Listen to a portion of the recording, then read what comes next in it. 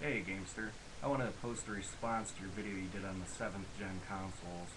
I know that's just your opinion, of course this was solely my opinion also. I think you were correct on quite a few things, but I do think it is way too late in the race for the PlayStation 3 to ever catch up.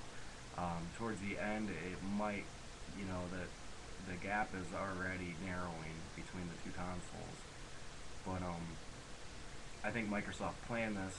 Basically, same thing Sony did. They took a move out of Sony's book. Sony did it with the original PlayStation 1. They beat the Nintendo 64 to market, which, despite not having a CD-ROM drive to do, like, to have the extra memory for textures and stuff, it was a more powerful system.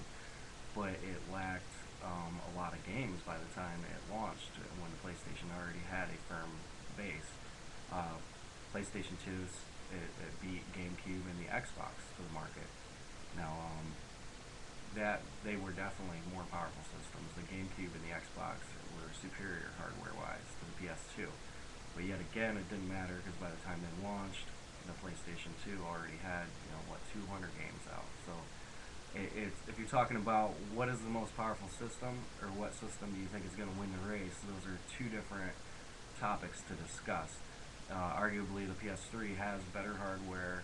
If people could figure out how to program for it, that's another thing. And that's where you said, give it a few more years. You do think the PS3 will be the better system. I don't know if you meant come out on top or hardware wise, but in my opinion, by the time the PS3 could get in an area to close a gap that considerable to where it's close to the 360, there will be another Xbox out.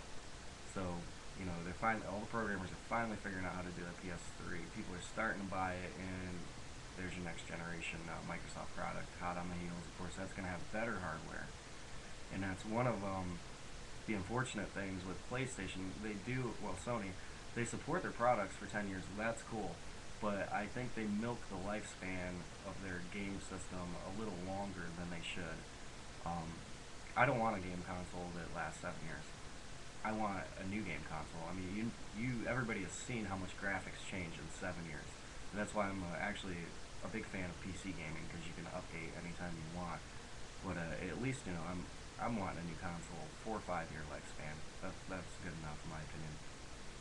I haven't talked about the Nintendo Wii much, but the Nintendo Wii I see lasting for a very long time, even maybe running beside the next generation Nintendo, because I think as long as the price is right, people will buy it, and the hardware is not expensive in that.